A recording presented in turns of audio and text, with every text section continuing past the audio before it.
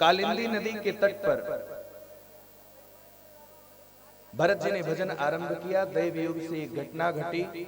एक व्याघ्र ने किसी हिरणी का पीछा किया, सो वह हिरणी कालिंदी नदी थोड़े में ही प्रवाहित हो रही है। दामोदर कुंड आप जाओ तो देखो, वहां पर कालिंदी नदी थोड़े में है। वो हिरणी व्याघ्र के भयाक्रांत होकर के नदी को छलांग लगा करके लांग गई। संयोग से वह हिरणी गर्भवती थी, सो छलांग लगाने के कारण उसका गर्भ ही बाहर आ गया और वो प्रसव काल का समय था। सो वह बालक उसी नदी में गिर गया, कालिंदी नदी में, और बहने लगा। भरत जी कालिंदी नदी में ही कमर भर जल में खड़े होकर के भगवान का भजन कर रहे थे। और जब देखा कि हिरण का शावक बह जा रहा है तो लागी दया कोमल चित संता, महाराज उनके हृदय में दया भाव जागृत हुआ। तुरंत उस हिरण के बालक को उठा लिया, हिरण शावक को उठाया और भजन को बंद किया और आ गए बाहर। हिरण को धो पोछ करके साफ किया और साफ करने के बाद अपनी कुटिया में ले आए। ठंडक लग रही है, ठंड के मारे कांप रहा है, तो उसको गर्म वस्त्र आदि धारण कराया, अग्नि का ताप दिखाया, उसकी ठंडक दूर हुई। अब ये बालक, ये शावक जी जाए। भरत जी निरंतर प्रयत्न करने लगे, दुग्ध बूटी आदि का पान कराते। धीरे धीरे करके यह शावक जीवित हो गया। थोड़ा थोड़ा शावक बड़ा हुआ। अब देखो, हिरण का बच्चे किसी के भी हो बहुत सुंदर होते हैं, और वो भी हिरण का शावक बहुत सुंदर था। तो भरत जी उस शावक को जब देखते तो हर्षित हो जाते, प्रसन्न हो जाते। और वह शावक भी भरत जी जहां रहते इर्द गिर्द ही रहता। अब भरत जी दिन भर में 100 माला भगवान के नाम की करते। अब तो शावक की सेवा में समय जाने लगा। धीरे धीरे 1-1, 2-2 माला कम होते होते 2-4 माला पर आकर के रुके। और संयोग से कुछ दिन और बीता है। एक दिन वह शावक भरत जी को छोड़ करके चला गया। कोई हिरण का झुंड आया होगा, उसी में झुंड में चला गया। सो भरत जी उसके वियोग में व्यथित हो गए। भजन पूजा पाठ सब बंद हो गया और ऐसा योग बना कि उसी समय मृत्युदेव ने, यमराज के दूतों ने आक्रमण किया भरत जी के प्राण लेने को। सो भरत जी का प्राण उसी दिन छूट गया, शरीर छूट गया। सो अंत में भरत जी उसी शावक का चिंतन करते रह गए कि न जाने किस हाल में होगा, न जाने किस अवस्था में होगा। इस जंगल में किसी सिंह आदि ने उसका शिकार तो नहीं कर लिया, एक बार उसको देख लेता, मेरा मन कर रहा है।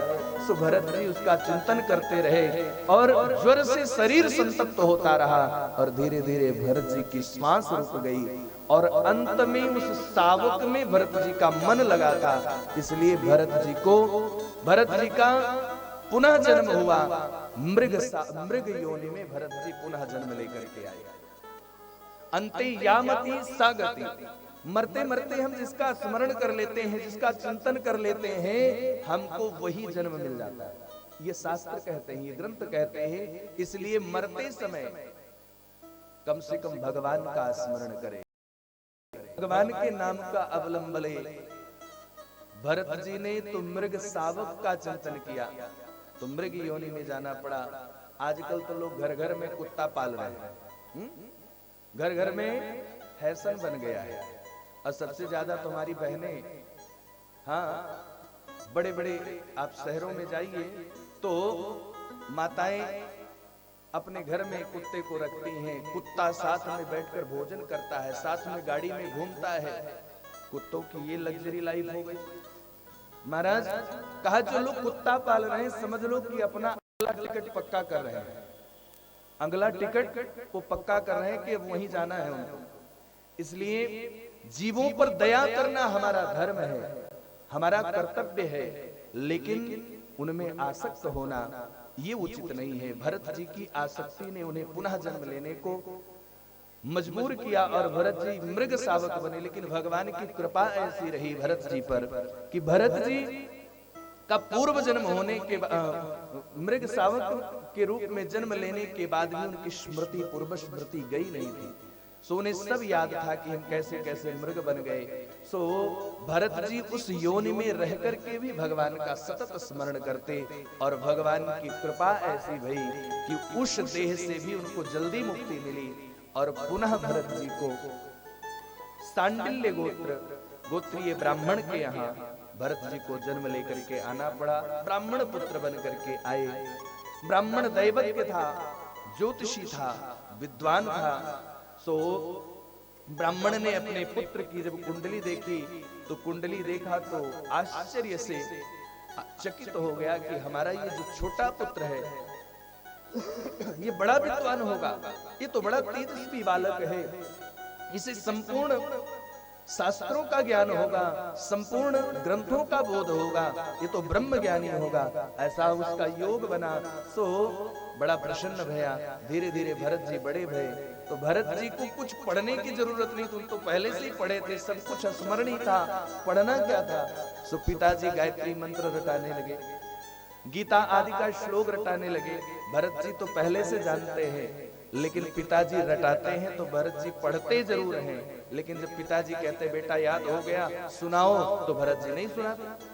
ऐसे में बार बार जब ऐसा किया तो पिता ने कहा ये तो जड़ है, बार बार याद कराने पर भी याद नहीं होता। भरत जी ने सोचा कि मान लो अगर मैं आज सुना दूंगा तो पिताजी कहेंगे कि बेटा सत्यनारायण भगवान की कथा पूरी तैयार कर लो, पूरी पढ़ लो, याद कर लो, जजमान के यहाँ सत्यनारायण भगवान की कथा सुनाने जाना है, फिर हम इसी चक्कर में पड़ जाएंगे। अब इस चक्कर में नहीं पड़ना है, दुनिया जो समझे समझने दो, मुझे तो अपने लक्ष्य पर सतत ध्यान है। दुनिया अगर मुझे पागल समझती है, जड़ समझती है तो समझे, ये दुनिया की समझ है। हमको जो समझना वो तो हम समझ रहे हैं। बिगड़े दिमाग में अमृत के लक्ष्य है, हमें पागल ही रहने दो, हम पागल ही अच्छे हैं। हाँ, भरत जी मस्ती में रहते और धीरे धीरे समय आया, पिता का देहावसान हुआ, माँ का भी देहावसान हो गया, भाभी और भैया का राज्य हुआ। भरत जी छोटे हैं और संपूर्ण सभी तरफ ये बात फैल गई कि भरत जी जो छोटा पुत्र है वो जड़ है, सो भरत जी का विवाह भी नहीं हुआ। तो भाभियां चोकर की, चूनी की, आदि की रोटी जो सबसे बच जाता वही भरत जी को देती खाने को, रूखा सूखा खिलाती। और भरत जी रूखा सूखा भी खा करके एकदम हट्टे कट्टे तंदुरुस्त, हाँ 7 फीटा पहलवान बन करके तैयार है। भाभियां सोचती हैं कि हम अपने पतियों को बढ़िया बढ़िया, हाँ बढ़िया बढ़िया एक नंबर का प्रसाद पवाते हैं, इनके देह में तो कुछ लगता नहीं और इसको सूखी रोटी खिलाते हैं, चूनी की रोटी खिलाते हैं। देखो एक ऐसा हट्टा कट्टा बना हुआ है। भैया चाह गई चिंता गई मनवा बेपरवाह, जागो कछु न चाहिए सोई साहंसा। भरत जी मस्त रहते हैं, कोई चिंता नहीं, कोई परवाह नहीं। और भैया सच पूछो तो हम लोग बिना मतलब की चिंता करते हैं, मुझे ये करना है, मुझे वो करना है। रात में बैठे बैठे सोच रहे थे कि भगवान की कृपा हो गई है, सब कुछ ठीक चल रहा है, बगल की जमीन बिक रही है, अगर हम खरीद लेते तो हमारे पास और बढ़ जाता। रात में सोच रहे थे, सोचते सोचते सोए, 10 बजे सोए, 12 बजे हार्ट अटैक आया और सवेरे तो जो प्लाट लिखाने का सपना देख रहे थे उनकी तो अर्थी सज रही है। कहा भैया अपने सोचने से कुछ होता नहीं है, जो सोचना है ऊपर वाला सोचता है और सबकी व्यवस्था भगवान ने पहले से करके रखी है। भरत जी फिर भी मस्त रहते। भाभियों ने कहा देखो ये घर में बैठे बैठे क्या करेंगे, इनको ले जाओ खेत में फसल की रखवाली करें, सामा कोदो होता है ना, बाजरा ज्वार। कहा कि फसल की रखवाली करेंगे, पक्षी चुगते हैं, घर में बैठ के क्या करेंगे। तो भरत जी को खेत में ले जाकर बिठा दिया। खेत में बिठाया तो भरत जी तो संत स्वभाव के हैं, संपूर्ण संसार में ही भगवान का दर्शन करते हैं, चराचर जगत प्रत्येक प्राणी में भगवान का दर्शन करते हैं। ऐसे में भरत जी ने देखा कि ये फसल भगवान की है और ये पक्षी भी भगवान के हैं, सब भगवान का ही है, तो हम क्यों मना करें। और बुला बुला के खिलाने लगे और बुला बुला के खिलाने लगे। आओ आओ भोग लगाओ, सबको बुला बुला के खिलाने लगे। राम जी की चिड़िया राम जी का खेल, राम जी की चिड़िया राम जी का खेल, खाओ रे चिड़िया भर भर पे। राम जी की चिड़िया राम जी का खेल, खाओ रे चिड़िया भर भर पे। राम जी की चिड़िया राम जी का खेल, खाओ रे चिड़िया भर भर पे। राम जी की चिड़िया राम जी का खेल, खाओ रे चिड़िया भर भर पे। राम जी की चिड़िया राम जी का खेल, खाओ रे चिड़िया भर भर पे। राम जी की चिड़िया राम जी का खेल, खाओ रे चिड़िया भर भर पे। अब इस प्रकार से जब भरत जी बुला बुला के पक्षियों को खिलाने लगे, सुबह से शाम तक खिलाए। खेत में भाई आए नहीं, कहीं बाहर गए थे। और जब बड़े भाइयों ने शाम को आकर के देखा तो जितनी फसल थी वो सब पक्षी चुग चुके थे, कुछ बचा ही नहीं था। भाइयों को बड़ा गुस्सा आया। अरे मूर्ख, अब हम साल भर खाएंगे क्या? तूने तो सब पक्षियों को खिला दिया, अब मेरे लिए क्या बचेगा? सो बहुत नाराज हुए, सारा मेहनत सारा परिश्रम बेकार कर दिया, तू घर में रहने योग्य नहीं है, निकल जा मेरे घर से। भाइयों ने डांट लगाई और निकलने को कहा तो भरत जी निकल पड़े। एक धोती है, ऊपर उत्तरीय वस्त्र, मोटी सी जनेऊ और दिव्य गौर वर्ण का दिव्य शरीर, मुख पर जैसे राख में अग्नि छिपी होती है ऐसे ही जड़ भरत जी का जो ब्रह्म तेज है छिपा हुआ उनके मुखमंडल पर स्पष्ट रूप से झलक रहा था। भरत जी निकल पड़े। श्री सुखदेव भगवान कहते हैं कि एक राजा है, भीलों का सरदार, चोरों का सरदार, जिसके घर कोई बेटा नहीं हो रहा था। उसने भद्रकाली के समक्ष यह संकल्प लिया था, मां यदि मेरे घर बेटा हो जाएगा तो हम मानव बलि तुम्हें देंगे और नर बलि देंगे, ऐसा संकल्प लिया था। सो वह बलि के लिए जिस मानव को पकड़ करके लाया था वह संयोग से भाग गया। अब ऐसे में उस सरदार ने आदेश दिया अपने सेवकों को कि जाओ ढूंढ लाओ कोई बलि। अब भरत जी ही जंगल भरत जी ही चोरों के सरदार को मिल गए। सेवकों ने पकड़कर बांध कर ले जाकर के कर दिया सामने, कहा कि महाराज देखो ये संपूर्ण रूपेण यह बलि ठीक है, कहीं से कोई खंडित नहीं है और बड़ी सुंदर है। सो भद्रकाली इसे ग्रहण करके बहुत प्रसन्न होंगी। सो उस सरदार ने पुरोहित को कहा कि महाराज पूजन कराइए और अब विलंब नहीं करना चाहिए, बलि दिया जाए। सो भरत जी को नवीन वस्त्र धारण कराया, स्नान आदि करा करके, जैसा कि विधान होता है, खूब विधिवत पूजन हुआ और सुंदर सुंदर प्रसाद खिलाए। भरत जी प्रतिक्षण भगवान की कृपा का अवलोकन कर रहे हैं। इस अवस्था में भी कोई भय नहीं है, कोई संशय नहीं है, कोई संदेह नहीं है, पूर्ण निष्ठा पूर्ण विश्वास भगवान के ऊपर। कुछ समझ ही नहीं पाए भरत जी, अच्छे अच्छे पकवान पा करके भगवान को धन्यवाद दे रहे हैं, वारे प्रभु क्या व्यवस्था दिव्य की। और भरत जी को कहा कि सिर झुका दो, तो भरत जी ने सिर भी झुका दिया और पुरोहित ने जैसे अभिमंत्रित खड्ग वो तलवार उठाई है और उठा करके जैसे ही भरत जी को मारने चले, भद्रकाली कहते हैं ना कि ब्रह्म तेज से दग्धो काली अति अकुला, फाड़ी शिला प्रगट भई हंसी खूब ठठाई। इन मूर्खों ने तो कैसा कार्य कर डाला, एक ब्रह्म ज्ञानी ब्राह्मण को ला करके बलि देना चाहता है। सुभद्रकाली प्रगट भई और अभिमंत्रित तलवार उठा करके जितने भी वहां पर भील के सरदार के सेवक थे, जितने भी चोर थे, सबको भद्रकाली ने मार दिया और भरत जी को अपनी गोद में उठा करके बिठा लिया और अपना वरद हस्त भरत जी के सिर पर रखा। और भरत जी एकदम ध्यान अवस्था में हैं, कुछ नहीं समझ पाए और वरद हस्त रखा, थोड़ा सा प्यार किया और फिर अंतर ध्यान हो गई। भरत जी को आश्चर्य हुआ, वहां से भी भरत जी आगे बढ़े।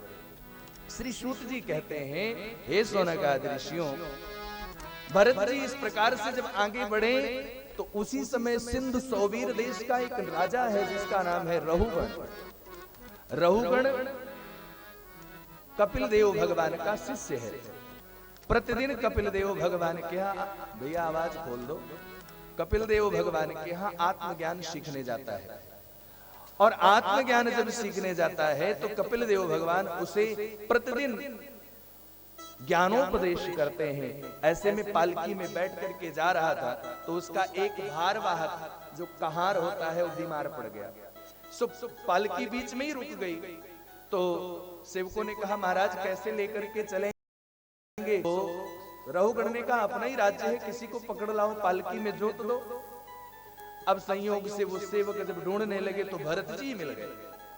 अब भरत जी जब मिल गए तो भरत जी को ही पालकी में जोत दिया। कहा पालकी उठाओ। भरत जी ने एक बार भी कुछ नहीं पूछा, कहा उठाओ, उठा लिया। अब भरत जी ब्रह्म ज्ञानी है, दृष्टि ब्रह्म दृष्टि है। सो भरत जी एक एक बिंदु पर विचार करके चलते हैं। पहले आगे कदम बढ़ाने से पहले सोच लेते कोई कीड़ा, कोई पतंगा कुछ है तो नहीं, कोई दब तो नहीं जाएगा पैर के नीचे, दब कर मर जाएगा तो पाप लगेगा। सो भरत जी इस प्रकार से विचार करके चलते। जब कोई कीट पतंग, कोई चींटी आ जाती तो भरत जी उछल जाते। अब भरत जी जब उछल जाते तो रहुगण का जो सिर है वो पालकी के छत में टकराता। जो पालकी के छत में टकराता तो रहुगण थोड़ा डांटता अपने भारवाहक को, अरे भारवाहक को सौर नहीं चलने का, ढंग से चलो। भारवाहक घबराए कि बार बार ये गलती हो रही है और राजा है, कहीं क्रुद्ध होकर के हमारा सिर ही कलम न कर दे। सो 3 भारवाहकों ने कहा, महाराज क्षमा करें, हमारा कोई अपराध नहीं है, हमारी कोई गलती नहीं है। नया भारवाहक जो आपने जोता है ये भारवाहक बार बार उछल जाता है। तो रहुगण ने भरत जी को देख करके पालकी से झांक करके देखा तो भरत जी हट्टे कट्टे मोटे तगड़े थे। तो रहुगण ने व्यंग किया, अरे अरे भाई बड़े कमजोर हैं, इनके शरीर में बल तो है ही नहीं, दुबले पतले हैं, कई दिन से भूखे प्यासे हैं, सो शक्तिहीन है, इसलिए गलती हो जाती है। सो कोई बात नहीं है, ढंग से चलो। अब भरत जी आगे इस प्रकार से कहता, भरत जी आगे फिर पालकी लेकर के चलते। फिर ऐसी घटना हुई तो इस बार रहुगण को क्रोध आया, अरे दुष्ट, समझ में नहीं आता एक बार समझाने में, करोमीति चिकित्सा, तुम्हारी चिकित्सा मुझे लगता है करना पड़ेगा, चिकित्सा करूंगा तभी मानोगे। अब भरत जी से नहीं रहा गया। भरत जी ने कहा कि भरत आज तो तुम्हें बोलना पड़ेगा, नहीं तो दुनिया के लोग यही कहेंगे कि जिस रहुगण की पालकी भरत ने उठाई, भरत जैसे ब्रह्मज्ञानी ने, वो भी मूर्ख ही रह गया। सो आज तक आपने नहीं बोला है, लेकिन अब तो तुम्हें बोलना पड़ेगा। सो भरत जी ने बड़ी अच्छी बात कही कि भैया जो आपने कहा है कि त्वयोदितं व्यक्तम विप्रलब्धम भर्तु समय स्यादधिदेर भारा गंतुर यदि स्याद्यधिगम्य मत्वा पीबेति रासौ प्रवादा स्थौल्यं कार्श्यम् आधय व्याधयश्चा श्रुतं भयं कलिरिक्षा जरासा जीवन मृतत्वं नियमेन राजन। भरत जी ने कहा, महाराज आप किसको मारने की बात करते हैं? अरे भार की बात आपने कहा, बड़ा भार लग रहा है। सो भार कैसा? पालकी में बैठा हुआ एक मिट्टी का टुकड़ा और पालकी दूसरा मिट्टी का टुकड़ा और ले चलने वाला तीसरा मिट्टी का टुकड़ा, मिट्टी को मिट्टी से क्या भार? और आपने कहा कि हम चिकित्सा करेंगे। महाराज दुख होना, सुख होना ये शरीर का धर्म है, मोटा होना, पतला होना ये शरीर का धर्म है। हम तो आत्मा हैं, हम अजर हैं, अमर हैं, हमें भला कैसा दुख, हमें भला कैसा सुख?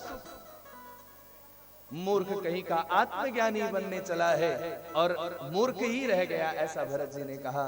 सो रहुगण को लगा कि ये तो कोई वेदविद है, कोई विद्वान है और कोई कोई अवधूत वेशधारी, कोई महापुरुष है। रहुगण तुरंत पालकी से नीचे कूद पड़ा, पैरों में गिर पड़ा। महाराज आप हैं कौन? आप कौन हैं? आप अपना परिचय दें।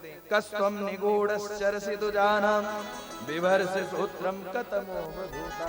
आप कौन है महाराज? कहीं भगवान कपिल ही मेरी परीक्षा के लिए यहाँ तो नहीं आ गए? महाराज मैं डरता नहीं, ना हम विशंके सुरराज वज्रान, मैं देवराज इंद्र के वज्र से भी नहीं डरता, काल के दंड से भी नहीं डरता। अगर मुझे डर है महाराज तो आप जैसे महापुरुष, आप जैसे ब्राह्मणों के श्राप से डर लगता है। तो महाराज आप कौन है? भरत जी ने अपना परिचय दिया और कहा रहुगण। रहुगण के बहुत सारे प्रश्न हुए हैं, बहुत सारी बातें हुई और भरत जी ने सबका समाधान किया। और एक बात कहा रहुगण, आत्मज्ञान बाजार में बिकने वाली चीज नहीं है, तपस्या से भी नहीं पाया जा सकता। आत्मज्ञान भगवत भजन आदि साधनों का माध्यम लेकर के, संतों के संग, महापुरुषों के संग में रह करके, उनकी चरण रज को जब तक मस्तक पर न लगाए तब तक आत्मज्ञान संभव नहीं है। कि रहो गणै तत्तपसा नयाति न चेज्जया निर्विपणा गृहात्वा न छन्दसा नैव जलाग्नि सूर्ये बिना महत्पादरजाभिषेकम्। बोले वृंदावन बिहारी लाल की जय।